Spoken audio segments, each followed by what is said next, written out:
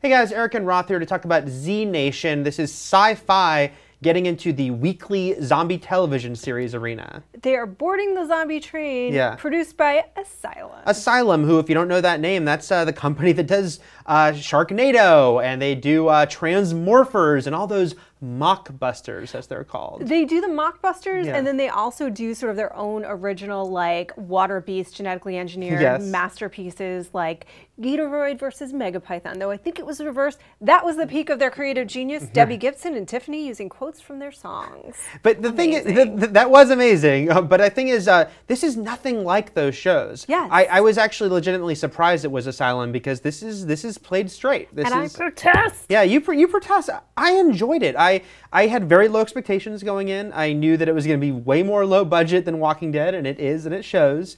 But I did like the approach, which is nothing like this this studio would make you think going in. I am bummed out hardcore by this, because what I wanted Asylum to do, because I do love those movies for like all of the schlocky B, C movie wonderfulness of them, is I wanted them to take the zombie genre and do just that. Turn it on its head, play with it, kind of like have fun with The Walking Dead, which they do. They even sort of make reference to The Walking Dead at a couple of different points.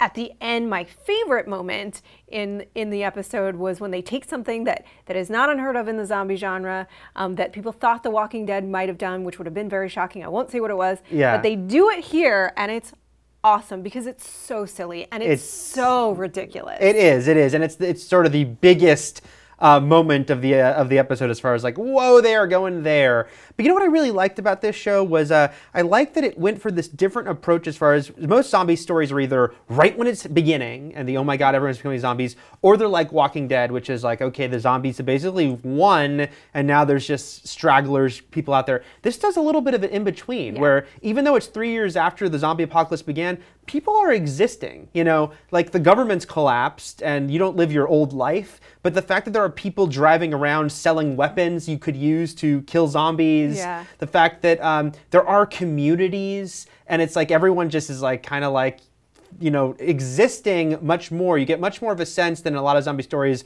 that there are a lot of people out there still in this society. You know? They're existing and they're fighting it still. Though I think that's another thing, is that there's like sort of a government, a quasi-government that is at work and trying to still find a solution to this problem. We should also say that the zombies are fast. They are fast zombies. Which a lot of purists may have a problem with. But they even have some dialogue about why some zombies are faster than others. Yeah. I mean, look, there's some things about this that I thought were fun.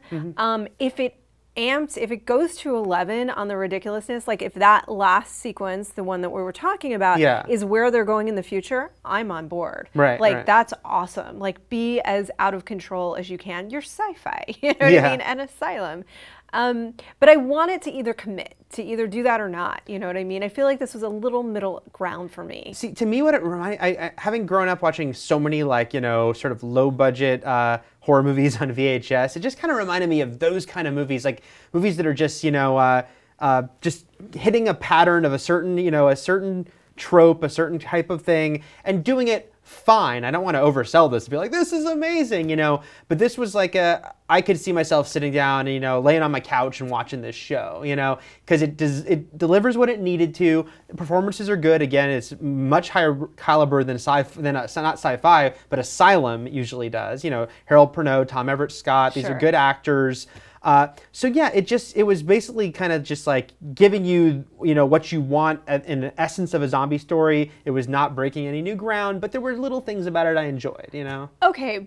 I watched those movies too as a kid, and I also loved them, but I liked them better when they were aware of what they were. Meaning, like, once, like in Slumber Party Massacre, once the driller killer was like straight up, it was Slumber Party Massacre where he was an Elvis impersonator with a drill at the end of his guitar. Do you remember? Never seen it, but I'll believe you. So amazing. And it was so much better once it like fully embraced what it was, you know, and it just, no holding back at all, pardon me, just completely silly. Yeah, I don't know, but I'm fine with them not going completely silly, because that's a different type of movie. It's, you know, the difference between Evil Dead and Evil Dead 2, if you will. Evil Dead 2 is amazing, but this is not going for that. So is Army of Darkness. It's not going for that level of camp. So yeah, overall enjoyed it, and I think I will watch more just as kind of a horror fan, and because I do enjoy myself some zombies, and it's nice to get something different from. It's not as deadly serious as Walking Dead. Not at all. Not at all. I mean, you can tell it's like making fun of itself a little bit, you know, and you know, we leave it to you guys. Yeah. Do you like your silliness fully silly, self-aware silly, or moderately silly, but also just kind of B-movie serious? Yeah, I think if you've had enough of zombies, you're not going to want to see this. But if you're in the mood for some more zombies on your TV each week, you might want to check this one out. I think Chris Carabata reviewed it for us. I think he gave it a 7.6. I wouldn't quite go that high, but I'd probably go a 7. You know, in that realm. But yeah, let us know what you think. Z Nation debuts Friday night this week on Syfy, and we'll see where it goes from there. Thanks, guys, for plenty more on zombies. Keep it here at IGN. And Asylum.